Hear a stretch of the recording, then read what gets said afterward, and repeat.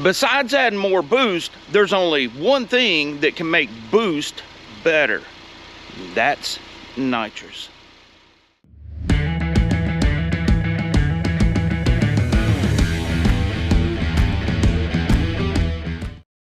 So it's no secret, I'm a nitrous guy, okay? That's just the way that I was brought up. So working with this new 2023 Ecoboost Mustang here is completely out of my element. And when we took this thing to the track the last time, I ran an 841. I think David just posted a video for it a day or so ago. It's up there. We put a tune in the computer and it went 841 at 85 miles an hour. That's a substantial gain, and that's with me driving it. The problem is we were still stuck around this 2-second 60-foot time, and getting this thing to build boost is off the line is difficult. Now there's some trans brake features in the Cobb tuner that we haven't figured out how to work with this particular car. I don't know if there's something to do with programming of the computer that's different, or if it only works on the performance models of the EcoBoost Mustang. We're gonna have to dive into that more. But David asked me about my recommendation about nitrous, and there was only one obvious answer to that, and that's applied nitrous technologies. That's the answer. So, give you a little story about me. Of course, you've met Micah. We go back with Jeff over probably 10-12 years when we were running Performance Street, and with the blue Mustang. We were trying to run a jet limited class, and we needed to extract as much horsepower as we possibly could from that little 65 nitrous jet and make it live. So Jeff was the only obvious choice for us, and he made it happen. We put it into championship. Every race that we went to, we pretty much won. We won the Mod Motor Nationals 2 years in a row. It's pretty cool stuff, but I'm going to introduce you to Jeff right now so he can tell you what he really does. All right, everybody, this is Jeff Prock, Applied Nitrous Technologies. How you doing? So tell me what makes you different than the other nitrous guys out there. Basically, we're the original place that for an application-specific nitrous system, and the way that we do them is we basically will build you the manifold and build you the complete nitrous system, but we provide you with a pound-per-hour flow rate. It's not really a typical jet card or just very generic information. So basically, once we build the system, we would take it and put it on the flow bench, flow it, get those values, create a jet map with our own jets and components. We don't use generic components. Our jets are specifically made on a Swiss machine. They're ISO certified, so they're as accurate as you can make them in my eyes. So how long have you been doing this, Jeff? I've been doing it for 30 years in the nitrous industry, playing with nitrous, probably a little more than that, but this year will be 25 years for applied nitrous technology. I'm very proud of that. So you're pretty much like a one-stop shop. You can build an engine, install, yes, do everything. Yeah, I've built many engines for my customers, different platforms, up to 900 inches, 300 inches, 400 inches, anything really.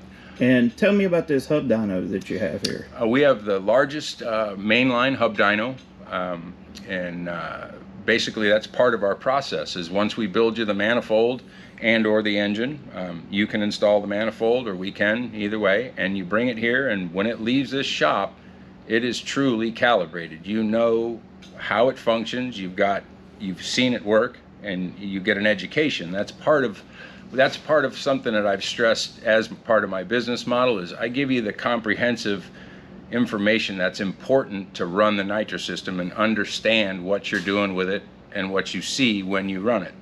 We support what we sell. That's also one of our biggest points, is you'll talk to me. You won't talk to an employee or someone that hasn't had their hands in what we're doing. Okay. So how can I get a hold of you? You can get us on Instagram, Facebook, or you can call 704-660-5060. And we're pretty much open 7 days a week, and you'll see us at various racetracks in the Carolinas and other states, you know, around. So we're everywhere. So pretty much, if you want to win, you're going to call this guy and get Nitrous from him. I don't have nothing bad to say about other Nitrous people out there, but when you find something that works, you need to stick with it. So what we're going to do here to David's car is we're going to put just a small shot of nitrous on this thing to get that compressor wheel up into the boost, so it builds boost off the line. So if you're thinking that we're putting like a 150 shot on this car, no, get that out of your head right now. That's not what we're doing. This will probably be like a little 25 or 30 horsepower shot, just something to get that compressor wheel build and boost quicker. Our initial plan, we were going to put it in this tube here, but after talking with Jeff, we want to get this thing as close as we can to the throttle body, because since we're using such a small amount of nitrous, it will vaporize with the heat. So if we run it into the turbo and into the intercooler, all it's going to do is cool down the air, and we're not really going to see any kind of gains to it. The only way to get this to work right is to put it in this tube right here on the intake manifold, so that it digests it in the motor, puts out more exhaust gas, turns that turbine, and pumps more air. Sounds simple, don't it? So since we're doing this on this particular car, this is kind of like a mule. David's car is our first time doing this, and if it works really well, I'm sure you can probably get up with Jeff to get your own Ecoboost deal. But the plan is, once we get this installed, get everything dialed in, we're going to find out what it does on the hub dyno, and then we can show you the difference, what we learn here, and you can see the same result at the drag strip. It's going to be faster, I can promise you that. 2 days later, here I am at DV's. So give you an idea of where we left off at Jeff's place. We stayed there late into the night, pretty much just bench racing, having a good time. He worked out the solenoids of how he wanted to do it. We come up with a mounting location. So let's take a look and I'll show you what we have. So here's what we're dealing with. These are the nitrous solenoids. This is the actual nitrous solenoid. This is the purge solenoid. This is going to be a dry kit. Since we're using such a small amount of nitrous, it's going to be dry injected. We're going to get more into the complications that presents here shortly, but this is the purge line, button, so on and so forth. We stayed there so late because we had to take this charge tube off and drill and tap for the fitting to go in and the nozzle. And we've got the location. We're going to mount the solenoids here off of this hole. And then one thing I hate more than anything is wasting nitrous. And with a purge kit, yes, pretty much what you're doing, but not this time. I talked David into coming up with something I think's pretty cool. We're going to take this purge line and route it from the solenoids down in front of the intercooler, and we're going to make a spray bar out of this aluminum fuel line here, which, if it works and if it lowers it 5 degrees, that's 5 degrees that we didn't have on the intercooler. So I'll take that, and we're not technically wasting the nitrous at that point. One of the things that Jeff and I talked about when we were messing around the other night was the fuel enrichment on this dry kit.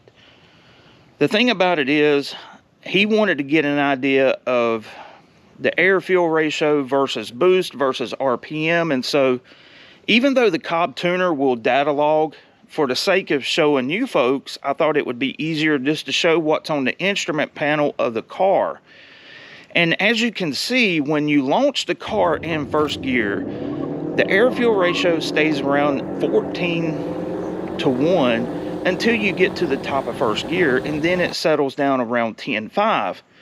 That's a problem, especially with nitrous, because when you spray nitrous, it's going to get a lean spike, and that could cause the intake manifold coming off in pieces, which we don't want. So, but the other part of the equation is, notice how rich this thing actually was going up into second gear. It's 10.5. That's rich even for turbo standards. So it makes me think that when we get over to Jeff's, we may play around with the engagement point of this nitrous, because one thing I do know is, even though it's only a 25 or 30 jet size, it's probably going to pick up a lot more power than that because of the cooling effect of the incoming air into the engine. This intercooler is way undersized for the size of the engine and amount of power. So it's just one of the things that we're going to have to work out on Jeff's dyno. So if you like what you see, don't forget to subscribe and click that little bell so that you get to see all of this cool stuff that we're doing. I'm going to get off from here and get this thing buttoned up so that when Jeff gives me the call to come over for the dyno, we're ready to rock and roll. But I'm excited to see what this thing does on the dyno, but more importantly, the drag strip, because it's going to be good, I promise you. So until next time, this is Andy from Unity Motorsports Garage. I will catch you later.